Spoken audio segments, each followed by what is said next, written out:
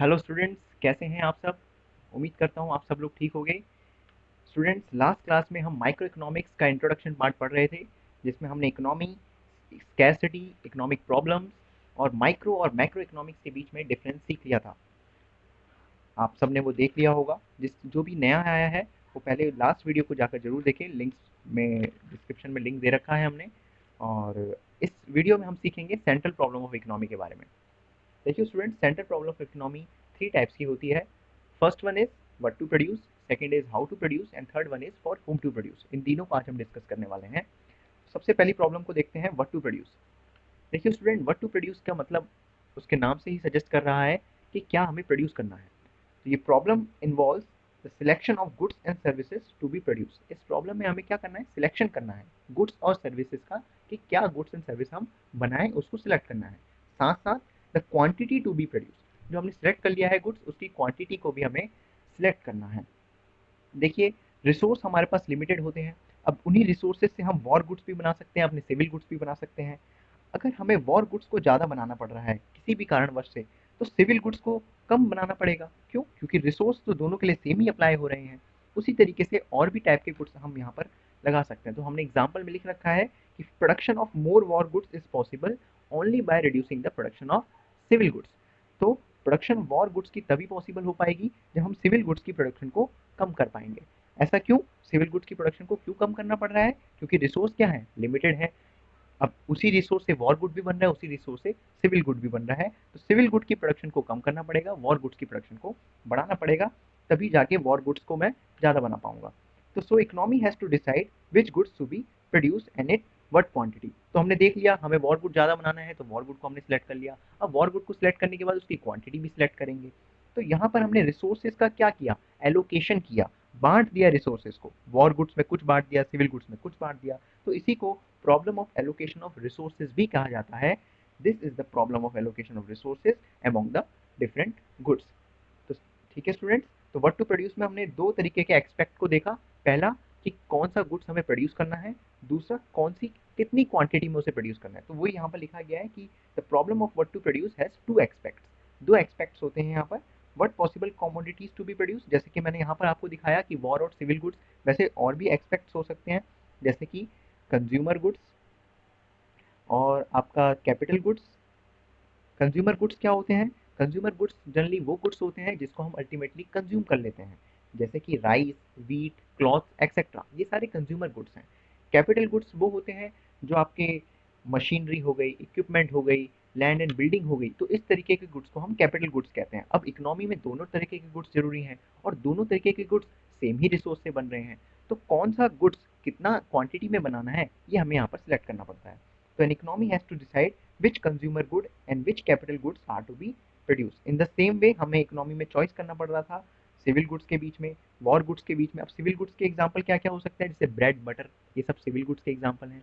Capital goods के example क्या, war goods के एग्जांपल क्या हो सकते हैं, गन, टैंक्स, ये सब वॉर गुड्स के हैं। तो फर्स्ट, पहला एक्सपेक्ट में हमने यही देखा कि व्हाट टू प्रोड्यूस का पहला एक्सपेक्ट कहता है कि कौन सा गुड्स हमें प्रोड्यूस करना है वो सिलेक्ट कर लो। दूसरा एक्सपेक्ट कह रहा है हाउ मच टू प्रोड्यूस। एक बार आपने सिलेक्ट कर लिया, अब सिलेक्ट करो कि कितना उसे प्रोड्यूस करोगे। So after deciding the goods to be produced, economy has to decide the quantity of each of the commodity. हर उस क्वांटिटी को आपको सिलेक्ट करना पड़ेगा कमोडिटी का। तो ये पूरे उसका गाइडिंग प्रिंसिपल क्या कहा, पूरे हमें व्हाट टू प्रोड्यूस ने क्या समझाया, वो हम देखते हैं एक समरी के रूप में। तो हमने सीखा the allocation of resources in a manner which gives maximum aggregate satisfaction. तो हमें रिसोर्सेज को इस तरीके एलोकेट करना है, बांटना है, कि हमें मैक्सिमम एग्रीगेट सेटिस्फैक्शन यहाँ पर मिल जाए। तो ये था व्हाट टू प्रोड्यूस। आइए अब देखते हैं हाउ टू प्रोड्यूस क्या होता है। दूसरा सेंट्रल प्रॉब्लम है ये। अब हमने यहाँ पर डिसाइड कर लिया एक बार कि हमें क्या प्रोड्यूस करना है। अब हमें डिसाइड करना पड़ेगा कि उसे प्रोड्यूस करना तो है, लेकिन कैसे प्रोड्यूस करना है। तो सिलेक्शन ऑफ टेक्निक हमें यहाँ पर सिलेक्ट करनी पड़ेगी। तो this problem refers to the selection of techniques for the production of goods and services. अब ये टेक्निक का मतलब क्या है? By technique means the partial combination of inputs to be use. अब आपको पता है कि कोई भी कंपनी में अगर गुड्स एंड सर्विसेज बन रहे हैं, तो वो दो तरीके से बन सकते हैं। या तो वो लेबर की मदद से बन सकते हैं, या फिर वो कैपिटल, मशीनरी, इक्विपमेंट्स की मदद से बन सकते हैं। तो यही टेक्निक्स होती है। तो यहाँ पर इकोनॉमी को डिसाइड करना पड़ता है कि हम लेबर टेक्निक का यूज़ करें या फिर कैपिटल इंटेंसिव टेक्निक का यूज़ करें। तो लेबर इंटेंसिव टेक्निक में क्या होगा, हम मोर यूज़ ऑफ लेबर करेंगे और लेस यूज़ ऑफ कैपिटल करेंगे। और कैपिटल इंटेंसिव टेक्निक में क्या होगा, हम मोर यूज़ ऑफ कैपिटल करेंगे और लेस यूज़ ऑफ लेबर करेंगे। सिंपल सी बात है। तो the selection of technique is made with the view of achieving the objective of raising standard of living of people to and to provide employment to everyone. तो यहाँ पर जो हमें टेक्निक को सिलेक्ट करना होता है, तो वो किसको देखते हुए सिलेक्ट करना पड़ता है कि स्टैंडर्ड लिविंग ऑफ पीपल, लोगों का स्टैंडर्ड ऑफ लिविंग किस तरीके से है और एम्प्लॉयमेंट अपॉर्चुनिटी किस तरीके से है। जैसे अगर मैं इंडिया की बात करूँ तो यहाँ पर इंडिया में लेबर की क्वांटिटी ज़्यादा है और स्टैंडर्ड ऑफ लिविंग थोड़ा यहाँ पर कम है। तो लेबर की क्वांटिटी ज़्यादा होने के कारण यहाँ पर हमें लेबर इंटेंसिव टेक्निक का यूज़ करना पड़ता है। लेकिन अगर मैं डेवलप्ड कंट्री जैसे यूएसए, इंग्लैंड की बात करूँगा, तो वहाँ पर लेबर की क्वांटिटी कम है, लेकिन कैपिटल का वहाँ पर अबेंडेंस है, भरमार पड़ा हुआ है, इसलिए वहाँ पर हम कैपिटल इंटेंसिव टेक्निक का यूज़ करते हैं। तो एग्जाम्पल में लिखा हुआ है कि in India labour intensive technique is preferred due to the abundance of labour, labour की भरमार है इसलिए लेबर इंटेंसिव टेक्निक यूज़ हो रहा है। लेकिन यूएसए और इंग्लैंड जैसी कंट्री में हम क्या प्रेफर करेंगे, हम कैपिटल इंटेंसिव टेक्निक को प्रेफर करेंगे। क्यों? क्योंकि वहाँ शॉर्टेज है लेबर की, लेकिन अबेंडेंस है कैपिटल की। तो हाउ टू प्रोड्यूस का गाइडिंग प्रिंसिपल क्या कहता है कि यहाँ पर हमें क्या करना है, combination factors combine the factor of production in such a manner so that maximum output is to be produced at the minimum cost using least possible scarce resource। हमें यहाँ पर फैक्टर ऑफ प्रोडक्शन को combine करना है इस तरीके से। Factor of production क्या है, यही लेबर इंटेंसिव और कैपिटल इंटेंसिव दोनों को मिला के हम प्रोड्यूस करते हैं। ये नहीं कि कंपनी में जो काम हो रहा है खाली लेबर से ही हो रहा है, कैपिटल से नहीं हो रहा, दोनों से होता है। हमें दोनों को मिला के इस तरीके से काम करना है कि हमारे पास मैक्सिमम आउटपुट जनरेट हो, ज़्यादा से ज़्यादा हम चीज़ें बना पाएँ और मिनिमम कॉस्ट में बना पाएँ और हमारा जो रिसोर्स है वो भी कम से कम यूज़ हो। ठीक है ना। अच्छा, अब हम देखते हैं अपना नेक्स्ट लास्ट जो है हमारा सेंट्रल प्रॉब्लम, वो है फॉर होम टू प्रोड्यूस। अब हमने डिसाइड कर लिया कि हमें क्या बनाना है, कितनी क्वांटिटी में बनाना है, फिर हमने डिसाइड कर लिया कि कैसे बनाना है। लास्ट जो हमें मेन जो हमें डिसाइड करना पड़ता है कि किसके लिए बनाना है। अब गुड्स जो सर्विस हम बना रहे हैं वो किसी पर्टिकुलर बंदे के लिए तो बनाते हैं। तो फॉर होम टू प्रोड्यूस में हमें selection of category of people decide करना पड़ता है। This problem refers to the selection of category of people who will ultimately consume the goods। अब कंज्यूमर है, कंज्यूमर ही अल्टीमेटली कंज्यूम करेगा। अब वो कंज्यूमर अमीर है, गरीब है, तो वो selection of category of people के अंदर आ जाता है। तो whether to produce goods for more poor और लेस रिच, क्या हमें गुड्स ज़्यादा गरीबों के लिए कम अमीरों के लिए बनाना है, या फिर vice versa more rich and less poor, ज़्यादा अमीरों और कम गरीब के लिए बनाना है। तो यहाँ पर हम जब ऐसा सिलेक्ट करते हैं तो इसी को प्रॉब्लम ऑफ क्या बोलते हैं, फॉर हुम टू प्रोड्यूस। तो goods are produce for those who have the paying capacity। Generally goods जो हम बनाते हैं, प्राइवेट कंपनीज जो होती है, जो प्रॉफिट अर्निंग कंपनीज होती है, वो जनरली गुड्स उन्हीं के लिए बनाती है जिनके पास उनको पे करने की कैपेसिटी है, मतलब खरीदने की कैपेसिटी है। द कैपेसिटी ऑफ पीपल पे of the goods depend upon the level of their income. अब किसी के पास खरीदने की कैपेसिटी तभी आ पाएगी, वो डिपेंड करेगा उसकी इनकम लेवल कितनी है। अब जैसे जो पुअर इंसान होता है उसकी जो इनकम लेवल होती है वो कम होती है, तो किसी भी गुड्स को कंज्यूम करने की कैपेसिटी उसके पास कम होगी। लेकिन जो रिच होगा वो किसी तरीके भी गुड्स को कंज्यूम कर पाएगा, तो उसकी पे कैपेसिटी ज़्यादा हो सकती है। तो उसी हिसाब से यहाँ पर जो प्रॉब्लम है उसको हमने कैटेगराइज करा है टू मेजर हेड्स में। तो पहला है पर्सनल डिस्ट्रीब्यूशन और दूसरा है फंक्शनल डिस्ट्रीब्यूशन। अब क्या होता है पर्सनल डिस्ट्रीब्यूशन?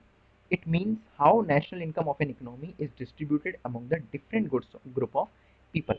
आपको पता है, आप ये अपने क्लास 12th में आप इसे डिस्कस करेंगे कि नेशनल इनकम क्या होता है, पूरे नेशन की इनकम।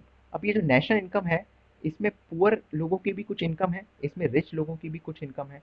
तो नेशनल इनकम में पुअर का कितना रेशो है, रिच का कितना रेशो है, उसके हिसाब से जब हम गुड्स का डिस्ट्रीब्यूशन करते हैं तो इसे बोलते हैं हम पर्सनल डिस्ट्रीब्यूशन। दूसरा होता है functional distribution. It involves deciding the share of different factor of production in the total national product of the country. इसमें क्या होगा, हम नेशनल इनकम को देख रहे हैं on the basis of factor of production. अब फैक्टर ऑफ प्रोडक्शन चार तरीके के होते हैं।